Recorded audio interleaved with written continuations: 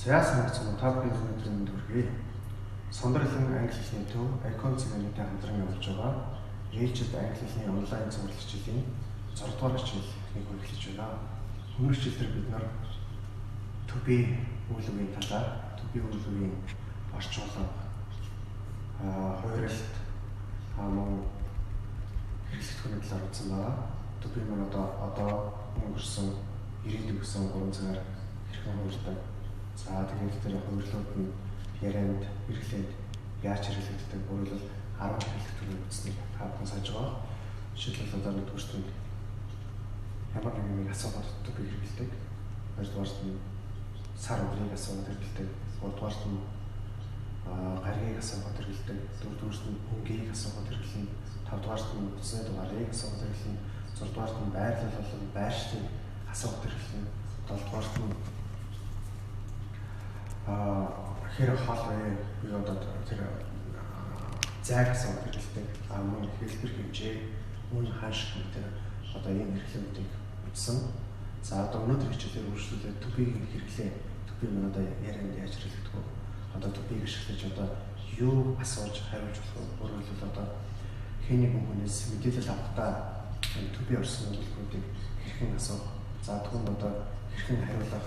За тэгээд түүгээр дамжуулаад ямар одоо to be-ийн хуйлууд үүдэг нөгөө am, is, are, was, were гэдэг чинь биеэр яаж өөртөө асуух хэлбэр дээр яаж мөн бүрэн болон батлах хэлбэр дээр хэрхэн харах тухай өнөөдрийн хичээлээр авч үзэж ярилцгалаа. За ингээд эхлэе. За англи хэлний өгүүлбэрийн англи хэлний одоо өгүүлбэрийн бүтц их чухал гэдэг. Тэгэхээр одоо өгүүлбэрийн бүтцийг хэлдэг чухал хэрэглэдэг өгүүлбэр болсон байна. За эхлэвч таны нэр хэн гэдэг вэ? What is your name? За дүү болгоноос алхаж нэг удаан хэлж байгаа. За тэгэхээр to be гэдэг бид нар өгүүлбэр маань am, is, are, was, were, will be гэсэн хурлуудтай байдаг үтсэн. Тэгэхээр өнөөдрийн хичээлээр би гэдэг өгүүлбэр болоогийн болгоцсон байгаа. За тэгэхээр би гэсэн өгүүлбэр хурлууд нь бас болоогийн болоод бичгээд явуулдаг учраас та бас тэтэр дээр бичгтээ болоогийн болоод бичээд явал яаж яаж нэрээ хаана яаж авах вэ гэдгийг битгэл илүү хэлбэр болгочихдог. За зөв өнөөдөр үзэж байгаа өнөөдөр төдий хэрэглэдэг одоо топигийн давтлага топигийн одоо хэрэглээ үзэх учраас болоогийн болоод бичээд яваа гэсэн үг чинь. What is your name? Таны нэр вэ? За хариултаа гэсэн. Асуултаа гэж асуух юм байна. Хариултаа my name is Төмөрбат. Миний нэр бол Төмөрбат буюу миний нэрийг Төмөрбат гэж. What is your name? Таны нэр вэ? За. Тэгвэл дараач таны авг гэдгийг англиар surname гэсэн. Surname. За what is your surname? За ийм буцаасан. Таны авг юм бэ? Өөрөлд аавын нэр юм бэ? Хариулт. My surname. За эндээс төдий орчин. Is. My surname is Сүхбаатар. За миний авг бол Сүхбаатар. За дараач. Ингээд саяны таны авг юм бэ гэсэн асуултанд ингэж хариулах нь My surname is Сүхбаатар. За та нар өөрсдөө орлуулад өөрийнхөө одоо аавын нэрийг, өөрийнхөө авгийг ингэж хэлээд за тэгээд дараа нь одоо хүний өмнө чороо миний нэр бол миний авг бол ингэж мэдээлэл өгөх боломжтой болж байна гэсэн. За country гурав маань гэсэн үг. Country гэдэг нь улс, орн гэсэн үг. За тэгээд одоо таны улс юу юм бэ гэсэн бол What is your country? What is your country? Таны улс юу юм бэ? Хариулт нь My country is. За бас to be орчиж байна. Is. За одоо Монгол гэдэг хэлнэ. Миний улс бол Монгол. My country is Mongolia. Миний улс бол Монгол. За юм. За language. Language гэдэг нь хэл гэсэн үг. За хэлийг урд нь тоцтгож болно. Одоо жишээлбэл таны одоо төрлөх хэл юу вэ? Та хоёр дахь жишээл болгож ямар хэлийг судалдаг вэ? Таны одоо гурав дахь хэл юу юм бэ? Тийм ээ. За одоо таны төрлөх хэл юу вэ? Хэл одоо төрлөх хэл гэвэл what is your mother language? What's your mother language? Таны төрлөх хэл одоо юу юм бэ гэж. За хариулт нь my mother. За энэ language гэдэг юм нь төрлөх буюу их хэл гэдгээ хэрэглэх юм байна. My mother language is. За энэ to be-г орхиж болохгүй. My mother language is. За бас монгол хэлчихлээ. Mongolian. За хэрвээ ингэж орчих юм бол Монгол улс болчихно. Монгол улс. За монгол хэл гэж хэлхийн тулд монгол хэл гэдгийг илэрхийлэхийн тулд хойдлолт нь N гэсэн үсгийг нэмж өгдөг. За тэгэхээр харъя. My mother language is Mongolian. Миний төрлөх хэл бол монгол хэлээ. Миний их хэл бол монгол хэлээ гэж байна. За одоо хэн нэгэн хүний хоббиг нь асууя. Таны хобби юу вэ? За what is your hobby? What's your hobby? За таны хобби юу вэ? Хариулна. My hobby is. За нөгөө бич орчиж байна. За тэгээд одоо миний хобби гэж одоо үйл үг хэлдэг мэдээж одоо миний хобби бол сакс тоглох, гуулгах, цанаар явах, хоол хийх, эсвэл одоо зурагт үзэх тийм ээ. За миний хобби бол зурагт үзэх гэж хэлье. Тэгвэл my hobby is watching TV. За зурагт үзэх гэж хэлвэл хойдлолт нь заавал ing гэсэн юм төгсгөл залгаж байна. Ингэж зурагт үзэх гэсэн үг болж байгаа. За мөн өөр чи явъя. Миний хобби бол сакс тоглох. Хэлээрэй. My hobby is playing basketball. My hobby is cooking. My hobby is dancing. My hobby is traveling. За ингэ үүлгээрээс ing заавал авдаг юм байна гэдгийг ойлгоод аваарай. За цааш явлаа. Дуртай. Favorite. Энийг хүмүүс их буруу дуудаад байдаг. Favorite. За дуртай юу гэдэг нь хэлээд ойлгох хэрэгтэй. Жишээлбэл одоо дуртай хоол гэж хэлвэл favorite food. Дуртай өнгө favorite color. Дуртай дарс favorite wine. За ингэж асуулт үүсгэнэ. Жишээлбэл таны дуртай өнгө юу вэ гэж асууя. What is your favorite color? What's your favorite color? За хариулъя. My favorite. За одоо нөгөө өнгө гэдэг үг ч орж ирнэ.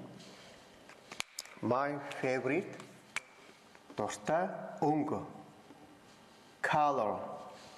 My favorite color is. За цэнхэр. Миний дуртай өнгө бол цэнхэр гэж хариулъя. My favorite color is blue or black, white, green, orange. Okay? Ямар ч өнгөж болно. За my favorite color is blue. За энэ color гэдгээс is гэсэн төвийг норох юм байна. За тэрний дараа ийм үг байна. nationality. Nationality. Nationality гэдэг нь үндэстэн гэсэн үг. Одоо бид нар хэлийндээ салахад гадаад хүмүүс олж өрдөг шүү дээ. За тэгвэл одоо та ямар үндэстэн хүн бэ? Ямар үндэстэн бэ гэж асуувал англиар what is your nationality? What's your nationality? Та ямар үндэстэн хүн бэ? Ямар үндэстэн бэ? Хариулт нь my nationality is гэж ярийн хэлэнд хэрэглэн тэр болгон хэлдэггүй. Энэний хариулт нь болохоор би бол монгол хүн. Би бол орос хүн.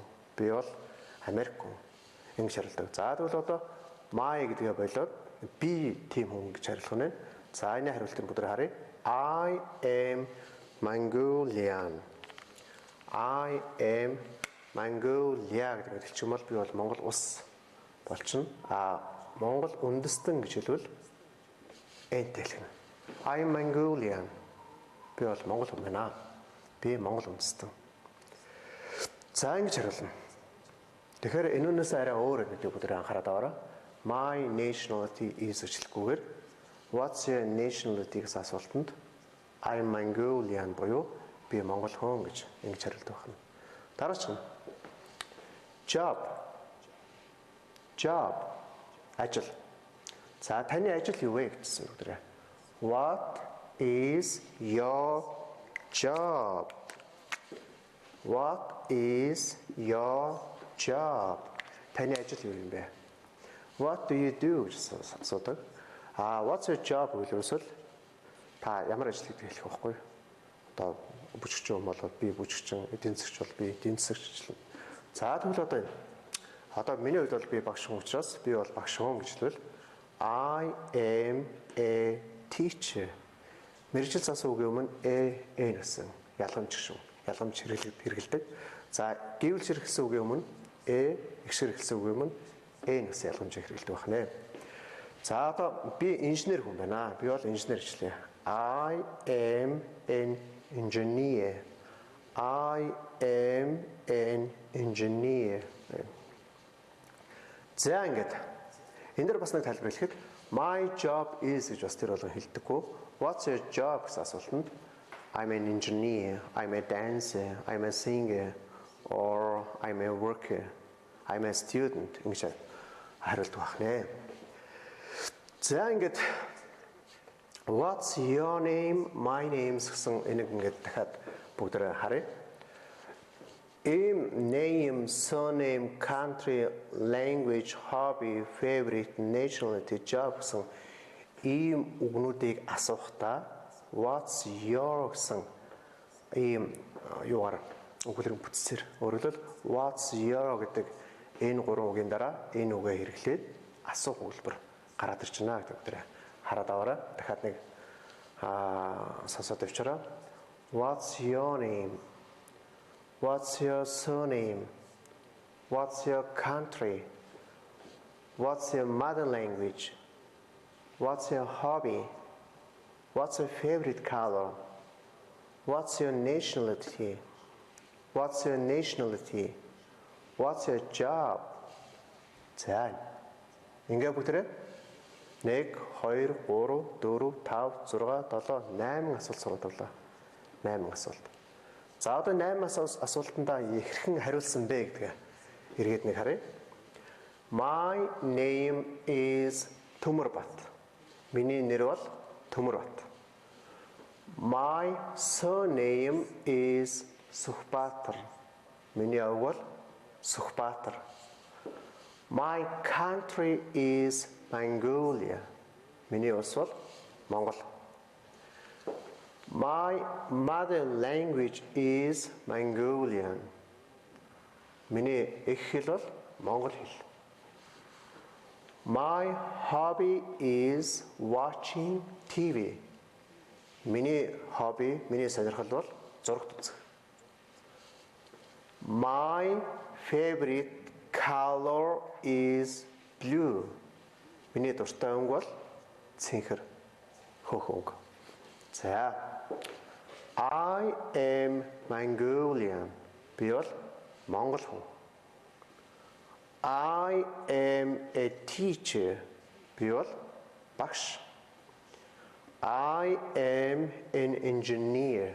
Би бол инженер хүн байна. За ингээд 8 асуулт 8 хариулт сураад авчлаа. За тэгвэл өгүүлбэрийн бүтцэн дээр одоо арай өөрөөр бүгдээ асууж үзье.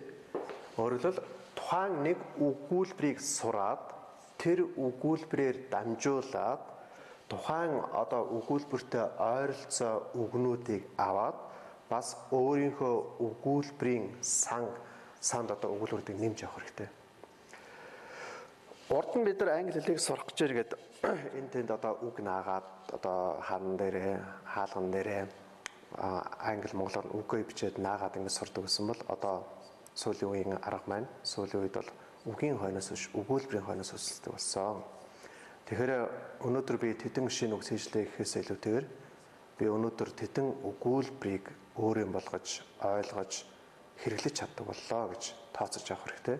Тийм учраас одоо уртлын тэр төбигийн хэрэглээнүүдийн тэр өгүүлбэрүүдийг сайн цээжлээд тэрийг хэрэглэж чаддаг болсон байх гэж найдаж байгаа. Өнөөдөр багш нарт ийм үгнүүдийг бас өгөөд одоо тухайн энэ үгнүүдийг ашиглаад хүнээс одоо ямар мэдээллийг авч хүнд өөрийнхөө тухай ямар мэдээллийг яаж өгөх вэ гэдэг ийм маш чухал хичээлийг зааж байгаа учраас та бүхэн маш анхааралтай үзэж тэр өгүүлбэрүүдийг нэг бүрчлэн бичиж авч тэгээд түүнийг цээжлэн тогтоож хэрэглээрэй гэж багш нь зөвлөж байна. За ингээд what's your буюу таны гэдэг одоо ийм асуулт дууссан. Хариулт нь my буюу миний гэсэн хариулт байсан. Энэ дуусчлаа. Одоо тэгвэл өөр ямар хэлбэр хийж болох вэ гэдэг багш нь та бүхэнд хэлчих гэж байна. Yo гэдэг үгээс хэлж болно.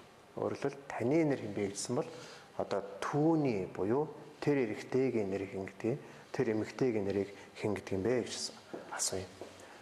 Тэр эрэгтэйгийн нэрийг хэн гэдэг вэ буюу түүний нэрийг хэн гэдэг вэ гэвэл what's his name? What is his name? Түүний нэрийг хэн гэдэг вэ? Тэр эрэгтэйгийн нэрийг хэн гэдэг вэ? За тэгвэл тэр эмэгтэйгийн нэрийг хэн гэдэг вэ? За энэ хариулт бүгд үзээс. What is his name? Тэр эрэгтэйгийн нэрийг хэн гэдэг вэ? Хариулт нь. За өгүүлбэр том үсгээр эхэлдэг. His name is Төмөрбат. Өөрөөр л одоо хэн нэгэн хүн намайг танилцуулж хэн нэгэн танилцуулбал ингэжлэн. His name is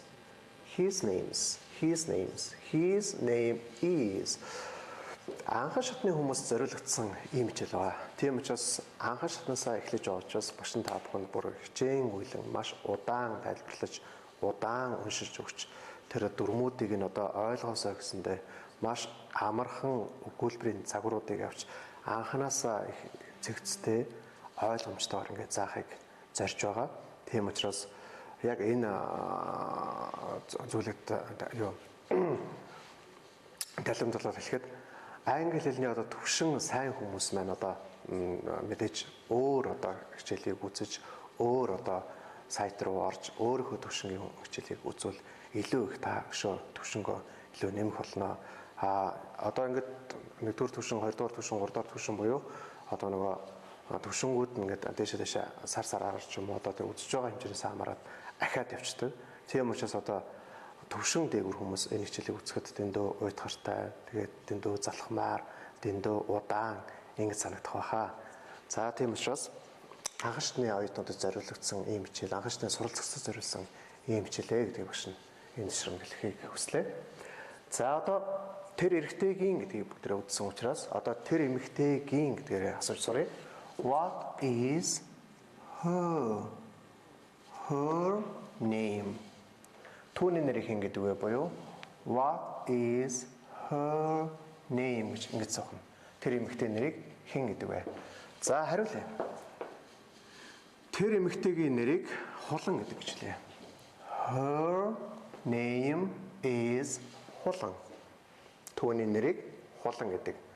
Her name is ингэж хариулах. За ингэж таны нэрийг хэн гэдэг вэ гэвэл what's your name? Тэр эрэгтэйгийн нэрийг хэн гэдэг вэ гэвэл what's his name? Тэр эмэгтэйгийн нэрийг хэн гэдэг вэ гэвэл what's her name гэж хэлэх нь. Хариулахдаа миний нэрийг Төмөрбат гэдэг гэвэл my name is Төмөрбат. Тэр эрэгтэйгийн нэрийг болдоо гэдэг бол his name is болдоо гэж хэлнэ.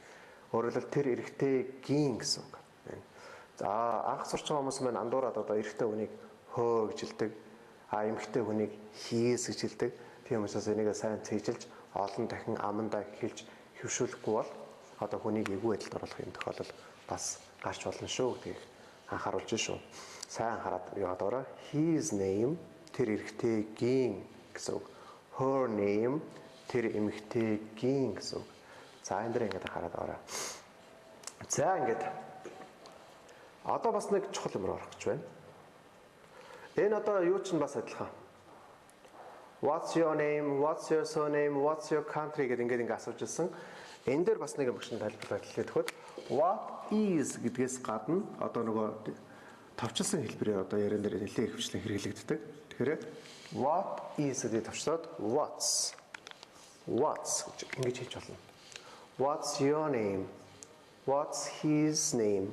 What's her name? Тийм ээ. За энийг бас товчилж болно.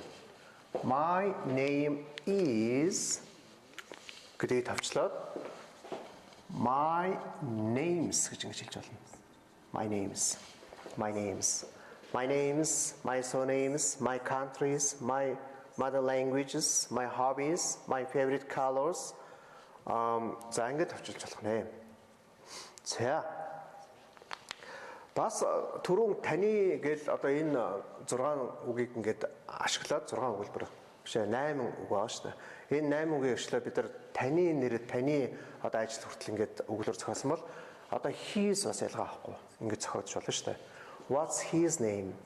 What's his surname? What's his country? What's his mother language? What's his hobby? What's his favorite color? What's his nationality? What's his job? Okay? Ингэж. His. За одоо his-ээр бүдрэ буюу тэр эрэгтэйгийн буюу түүний гэдгээр нь хариулж үзье.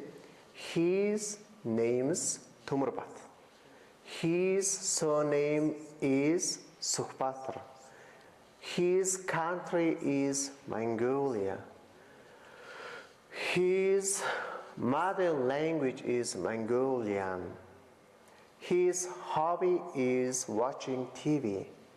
His favorite color is blue. За тэгээд энэ үнээр түрүүн таны та ямар үндэстэн бэ гэж суучихсан бол I am Mongolian гэж хэлжсэн. Хариулт нь. Тэгвэл одоо what's his nationality? What is his nationality гэсэн асуултанд тэр Монгол хүн гэж хариулъя. Тэр Монгол хүн. Тэгвэл he тэр эрэгтэй. Энэ бол тэр эрэгтэй гэсэн үг шүү дээ. Тэр. Энэ болохоор түүний тэр эрэгтэйгийн хамгийн анхны хичээлээр багш нь зааж өгсөн байгаа. Хамаатлах төлөөний үг нь нэрлэхийн тий ялгал болон pass юутай гэдэг passive pronoun та гэдэг. Энэ бол нэрлэхийн тий ялгалд байгаа биеийн төлөөний үг. Энэ болохоор хамаатлахын төлөөний үгийн нэгдүгээр хэлбэр дээр байгаа хэлбэр нэ гэж ингэ заасан байгаа. Эргээд бас нэг хараарай. За тэр эрэгтэй бол Монгол хүн гэж хэлж байна одоо. Тэгвэл he is. За нөгөө төвч нь яваалаа. Биер хоёрлын дагуу I-араас M ордог бол he буюу 3 дуурын ганц тооныараас is орно. За тэгээд тэр эрэгтэй Монгол хүн гэж хэлж байна. He is Mongolian. За үндэстэн хэлж байгаа учраас хойноо заавал N-тэй байх хэрэгтэй. Тэр эрэгтэй Монгол хүн гэж байна. За одоо тэр түүний буюу тэр эрэгтэйгийн ажил нь яг юу юм бэ гэж асуувал what is his job? What's his job? Энэ асуултанд хариулах чинь. За түрүүн бид нар what's your job гэсэн асуултанд I'm a teacher гэж хариулсан. I'm a teacher. Тэгвэл одоо what's his job буюу 3 дахь үгийг яриад байгаа. Тэгэхээр өгүүлбэр маань ямар үгээр эхлэх вэ гэхээр he гэхээр эхэлнэ. Яг бол his гэж асуусан учраас he. За he is a teacher. He is a teacher. За энэ дээр бас их чухал юм байгаа ялгамж ихшгэр гэсэн үг юм нь бишээ. Гэвлшгэр гэсэн үг юм нь ихшгэр гэсэн үг юм нь мэрэгжил заасан үг юм шүү дээ. За тэр хэрэгтэй бол багш. He is a teacher. Ингэж л одоо. Тэр бол багш. За би инженер гэдгийг I am an engineer гэсэн. Би бол инженер. За тэгвэл тэр хэрэгтэй инженер гэвэл he is an engineer. He is an engineer. За энийг бас товчлоод ярьж болно. He is гэдэг товчсон хэлбэр нь his. He's Mongolian. He's a teacher. He's an engineer. За ингэж бас болох нэ гэдэг. Анхаарал таваарай. За одоо цаашаа өгдөрэй. Бид нар таны нэрийг хэн гэдэг вэ? Тэр эрэгтэйгийн нэрийг хэн гэдэг вэ? Тэр эмэгтэйгийн нэрийг хэн гэдэг вэ гэж сурлаа. Одоо болохоор танаа хүүгийн нэрийг хэн гэдэг вэ? Танаа эхнэрийн нэрийг хэн гэдэг вэ? Танаа ахын нэрийг хэн гэдэг вэ гэсэн ийм өгүүлбэрийн загварыг сурах гэж байна. Анхаарлаа сайн хандуулаад сайн ойлгоод аваарай. What's your таны хүүгийн гэдэг дээр одоо бүгд жишээ авъя. Хүү гэдгийг сан гэж хэлнэ. Сан. Одоо хүүгийн гэж хамаатуулах гэж байна. Хамаатуулах гэж байгаа учраас ийм орхиц хэрэглэдэг. Хэрвээ орхицгүйгээр хойдолд нь эс залгах юм бол орхицгүйгээр хойдолд нь эс залгачвал хөвгүүд буюу олон тоолч. За энэ өдөр бүгдээ их сайн анхаарч авах хэрэгтэй шүү. Энэ. Сан дээр орхиц хүчлээ с. За одоо асууя. Танаа хүүгийн нэрийг хэн гэдэг юм бэ? What's your son's name? Танаа охины нэрийг хэн гэдэг вэ? What's your daughter's name? Танаа ахын нэрийг хэн гэдэг юм? What's your brother's name? За. Бичгтээ ингэж бичих юм байна. Асуухдаа sons, brothers, sisters, wives, husbands name ингэж сав. За хариулъя. My одоо миний хүүгийн нэрийг гэж хэлвэл my son гэд одоо хүүгийн гэдэг утга илэрхийлдэг, гэсэн утга илэрхийлдэг орхиц орчиж байна. За тэгэн гутаа энэ to be гинэ. Одоо my son's name гэдэг ингээд явах юм бол хүүгийн гэдэг үг маань ингэж явна. Ийм орхицтойгоор ингэж илэрхийлэгдэнэ. Энэ бол to be. Өөрөлдөл name is гэсэн үг шүү дээ. Name is. За яриан хэлнээр хэлэхдээ хоёулангийн шууд тавчсан байдлаар хэлж болно. My son's name is Билгүн. My son's name is Дөлгөөн. My son's name is Баяра. My son's name is Mike. Ингэж хэлнэ. Хамгийн гол дуудлага нь энэ юм ба. Энийг одоо их л сурч байгаа хүмүүс маань my son name is гэж ингэж хэлдэг. Зарим my son's name гэдэг ингэ хэлцдэг. Тэгэхээр гол дуудлага нь энэ дээр байгаа. За тэгээд хамгийн гол анхаарах ёстой зүйлийг багш нь дахиад тайлбарлаж хэлэх чинь. Энэ орхиц бол ийн гэсэн утгыг илэрхийлж байгаа. Өөрөлдөл хүүгийн ийм утгыг илэрхийлээд байгаа. Хүүгийн. My brothers гэвэл ахын гэж байгаа байхгүй юу? Name is гэдэг энэ орхицтой s юу илэрхийлээд байгаа юм гэхээр бол гэсэн утгыг илэрхийлээд байгаа. Бол. Нөгөө төбич явж байгаа гэсэн үг байхгүй юу? За. My son's name is болдоо. Тийм үү? За одоо яг орчуулбал миний хүүгийн нэр болдоо. За тэгээд одоо та бүхэнд багш нь юу гэж зөвлөх вэ гэхээр одоо эхнээсээ эхлүүлээ сурч байгаа учраас өгүүлбэрийн тэр бүтцийг их зөв сурах хэрэгтэй. Хоёрдугаарт нь яагаад одоо энэ is ороод байгаа? Энэ орхиц маань одоо ямар утгаар илэрхийлээд байгаа гэдэг тэр яагаад гэсэн асуултанд хариулт өөртөө сайн өгөөд учрыг нь ойлгож авах хэрэгтэй нэгдүгээрт нь. Хоёрдугаарт нь ойлгож авсан тэр өгүүлбэрээ цээжлэн тогтоох хэрэгтэй. Ойлгож авсан өгүүлбэрээ цээжлэн тогтоохын тулд та нэг өгүүлбэрийг маш олон удаа хэлэх хэрэгтэй. Гэхдээ тухайн ганцхан өгүүлбэрийг олон удаа давтах биш, тухайн өгүүлбэр дотор байгаа үгнүүдийг солиод англи монголоор нь орчуулад хэлээд авах хэрэгтэй. Жишээлбэл My son's name is Баатар. Миний хүүгийн нэрийг Баатар гэдэг. My daughter's name is Чимгээ. Миний охины нэрийг Чимгээ гэдэг. My brother's name is Болт. Миний ахын нэрийг Болт гэдэг. Тэгээд дараа нь гадаад хүнтэй ярихдаа шууд My brother's name is Болт, my son's name is Дөлгөн, my daughter's name is Чимгээ, my husband's name is Зоргоо гэх ингээл шууд ярих юм боломжийг та өөртөө бүрдүүлж байгаа гэсэн. Тийм учраас хэл сурч байгаа хүн заавал тэр тухайн эхлээд дүрмийг ойлгох хэрэгтэй. Дараа нь тэр өгүүлбэрээ цээжлэж, тогтоож өөр юм болох хэрэгтэй. Тэгээд сурсан өгүүлбэрээ, сурсан дүрмээ, сурсан хэлээ дараа нь баг гэлтгүүгээр шууд хэрэглээд явчих хэрэгтэй гэдэг багш нь. Энэ жишээлбэл зөвлөе. За ингээд хүү. За мөн ялгаа байхгүй. Түрүүн what's your гэж одоо 8 үг маань 8 асуултасан байгаа. What's his гэж жаад 8 асуултасан байгаа. What's her гэсэн 8 асуулт гарсан байгаа. Одоо хүүгийн гэдэггээр 8 асуулт зохиож болно шүү дээ. What's your son's name? Танаа хүүгийн нэрийг хэн гэдэг вэ? What's your son's surname? Танаа хүүгийн овог нь хэн бэ? What's your son's country? Танаа хүүгийн чинь улс юу юм бэ?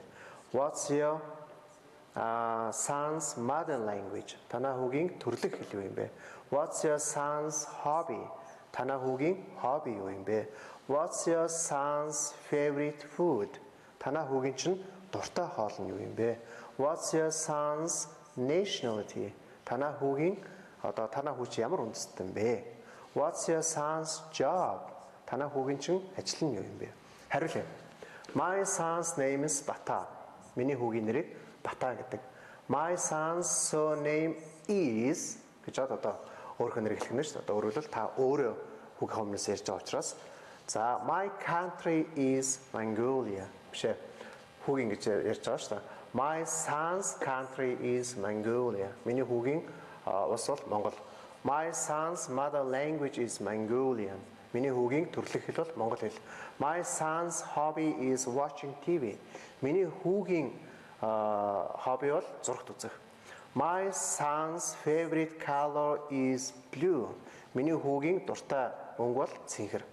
За тэгээд одоо what's your son's nationality гэсэн асуултанд My son's nationality гэж хариулахгүй. Энийг одоо бүгд ойлгосон баг. Юу гэж хариулах вэ? Тэр гэж хариулна. Эсвэл одоо my son гэж хариулна. За одоо харъя. He is Mongolian. Тэр бол Монгол. Эсвэл my son is Mongolian гэж хариулж болно. He is a student. Тэр бол оюутан. Эсвэл my son is a student. Ингэж хариулж болно шүү дээ. За ингээд цаашаа явъя та.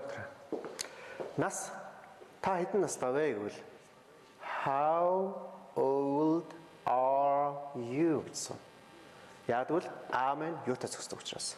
Хариулт нь I am 29 years old. Би бол 29 настай. За тэгвэл тэр эрэгтэй хэдэн настай вэ гэвэл How old is he? Ингэжсэн. Яагаад вэ? He чинь is зохисдог учраас. Энийг бүгдээ сайн анхаарал аваа. Хариулъя.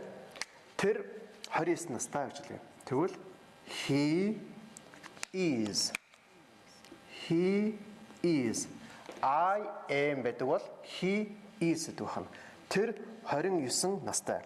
He is 29 years old. Тэр бол 29 настай. Ингэж хариулна. За нөгөө хүү. Одоо бүгд хүүгээр эхэлсэн учраас энэ хүүг яг одоо бусад одоо тэр хүмүүсийг төлөөлөд зөвхөн хүү гэсэн үгийг авсан байна. За тэгвэл энэ дээр бас танаа хүүчин хэдэн настай вэ гэж болно. Тэгвэл how old is your son? За тэгвэл ийм зөв бүтцтэй зөв үйлбэр сураад авах хэрэгтэй. Тэгээд одоо багш нь даалгавар өгч чинь. Гэртээ одоо та бүхэн дараагийн 5 дахь хүртэл яах вэ гэхээр энэ өгүүлбэрийг буюу одоо энэ заасан өнөөдрийн заасан өгүүлбэрүүдийг хэрэглэж чаддаг болох хэрэгтэй байхгүй. Энэ бол хэрэглээ сурчаад тэгээд одоо гадаад хүнтэй энэ хэмжээнд ярьж ивэл бидний болон та бүхний бид бүхний хамтын ажиллагааны үр дүн гарч байгаа гэж ойлгоорой. How old is your son? Танаа хүүгийн нэр танаа хүү чинь хэдэн настай вэ? How old is your daughter? Танаа охин чинь хэдэн настай вэ? How old is your grandfather? Танаа өвөө чинь хэдэн настай вэ? How old is your grandmother? Танаа эмээ чинь хэдэн настай вэ? How old is your teacher? Танаа багш чинь хэдэн настай юм бэ? За тэгвэл одоо энэ сан гэдгийн хооронд тэр тухайн үгнүүдийг солиослоод чанга хэлээд амандаа олон дахин хөвшүүлэх хэрэгтэй. Сэтгүүдээ суулгах хэрэгтэй. Хариулт нь миний хүү 8 настай гэж хэлээ. За тэгвэл одоо he is буюу тэр ихтэй гэж хэлж болно. Эсвэл my son is гэж хэлж болно. За энэ дээр бүгд he is гэдгээр навчээ. He is 8 настай. 8 years old. Тэр 8 настай гэж. За энэ дээр одоо яагаад эм байгаа, яагаад is байгаа юм бэ гэдэг нь. Одоо түрүүчийн зөвлөлөө багш нь заагаад өнөөдөр бас ингээд давтарч хэрэглэн дээр үзэж байна. Бүгдээрээ сайн хараад аваарай. За энэ одоо гэрэлтийн талаар. Та гэрэлсэн үү гэж асуувал are you married? Яг л аач нь юу тасгсан учраас хариулт нь yes I am. Yes I am. Тавчилж хариулж болно. Эсвэл yes I am married. Тийм ээ. Би гэрэлсэн гэж хэлж болно. За тэгвэл тэр ихтэй гэрэлсэн мө гэсэн үү? Is he married? Is he married? Тэр гэрэлсэн үү? Үгүй ээ, тэр гэрлээгүй гэжлээ. Тэгвэл no. He isn't. За.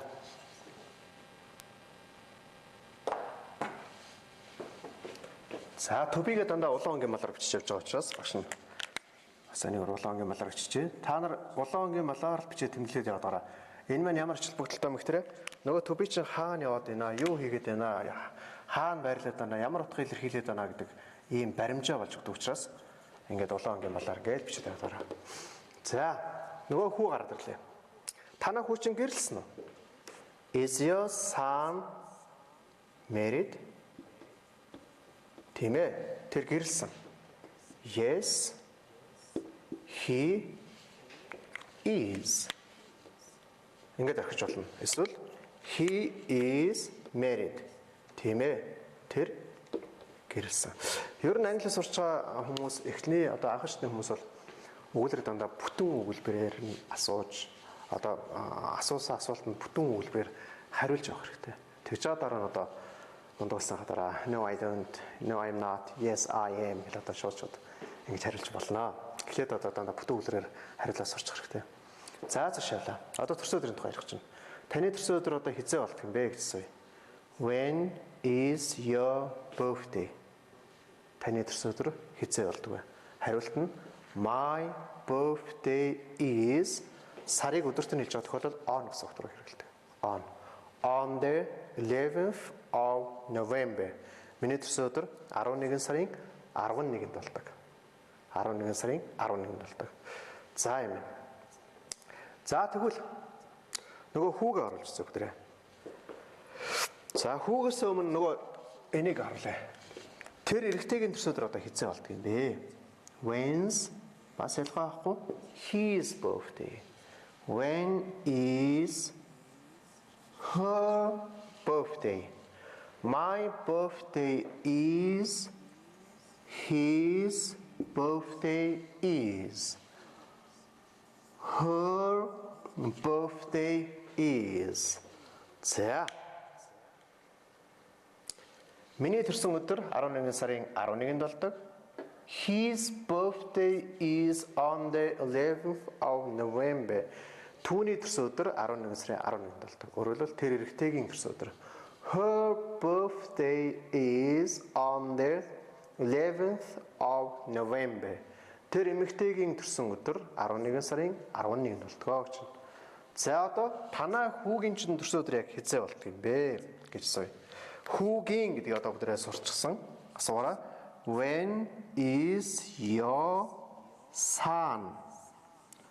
Энэ бол хүү гэсэн үг.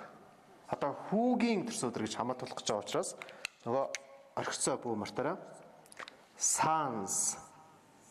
Одоо хүүгийн гэсэн үг болчихж байна. Танаа хүүгийн чинь төрсөн өдөр хизээ болдог вэ? Ийс гэдэг юм одоо энэ хизээ вэ, хизээ болох вэ гэсэн юмтаар орж байна. За хариулъя.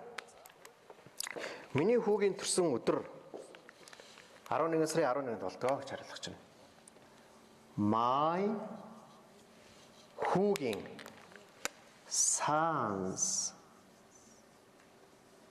За яг ингэх юм бол энэ олон тоолчихно. Өөрөлдөл олон хүүгүүд тийм ээ хүү одоо хүү гэдгийг олноор жижиг хүүгүүд олон шүү дээ. За тэгвэл одоо энэ хүүгүүд биш хүүгийн гэж бичиж байгаа учраас энийг бүү мартаарай. My son's birthday is on the 11th of November. Миний хүүгийн төрсөн өдөр 11 сарын 11-нд болтгоо гэж байна. За ингээд өнөөдрийн хичээл энэ үрээд дуусч байна. Өнөөдрийн хичээлээр төбигийн үргэлжлэл болох одоо төбийг орсон өгүүлбэрүүд одоо яг яриан дээр яаж хэрэглэгдэх вэ? Одоо юун дээр 3 дахь биеийн дээр буюу he sheet дээр яаж асуух вэ?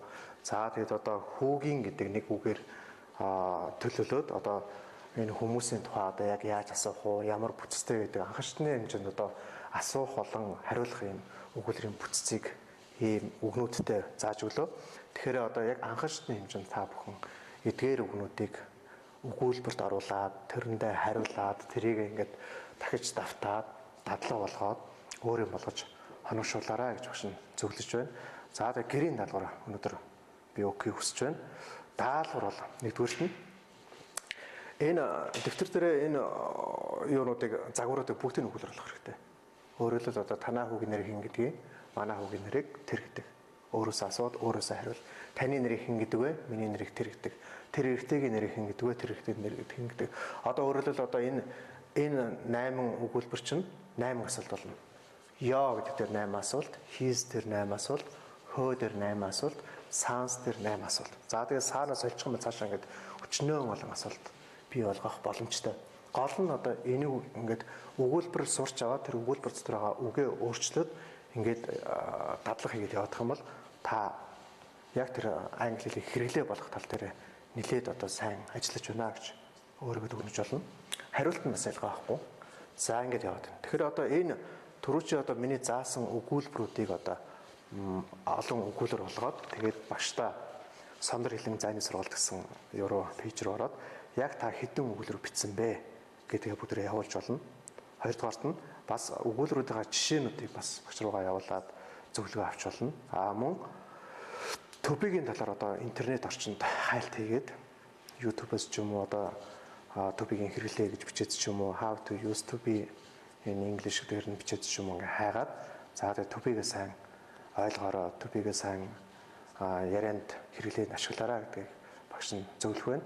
Дараагийн хичээлээс эхлээд төбигээс өөр хичээл ороод явчих учраас төбигийн хичээл төби verb гэсэн хичээл маань энэ үрээд өндөрлөж байгаамаа. Ингээд уламжлал ёсоор коммент буюу асуулт хариултын хэсэг рүү оръё. Өнөөдрийн асуулт.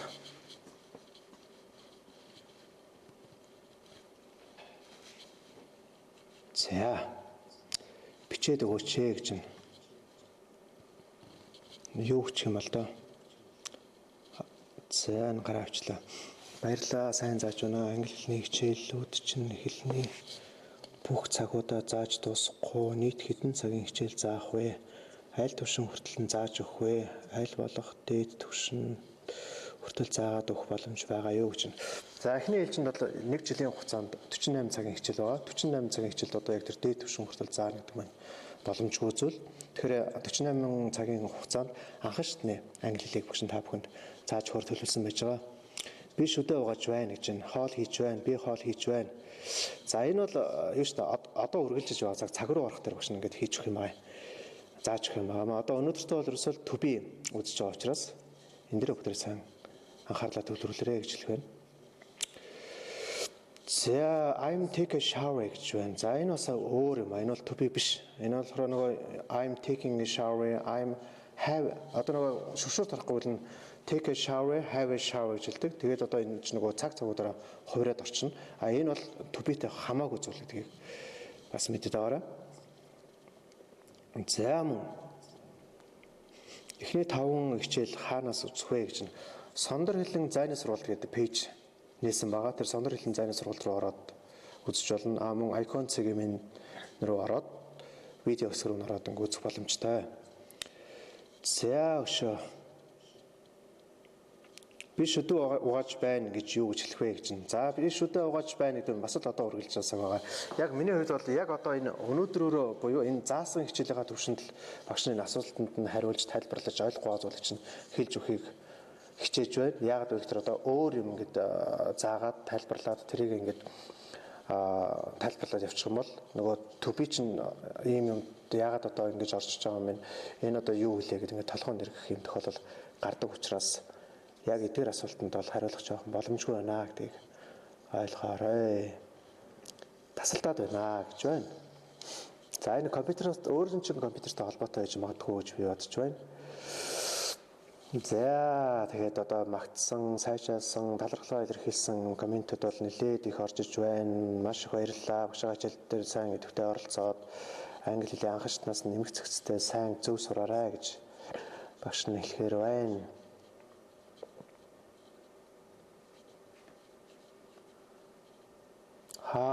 Хүүгийн гэдгийн ялгааг ахаад хэлээд өгөөч гэж нь хүүгийн гэдэг ялгаа.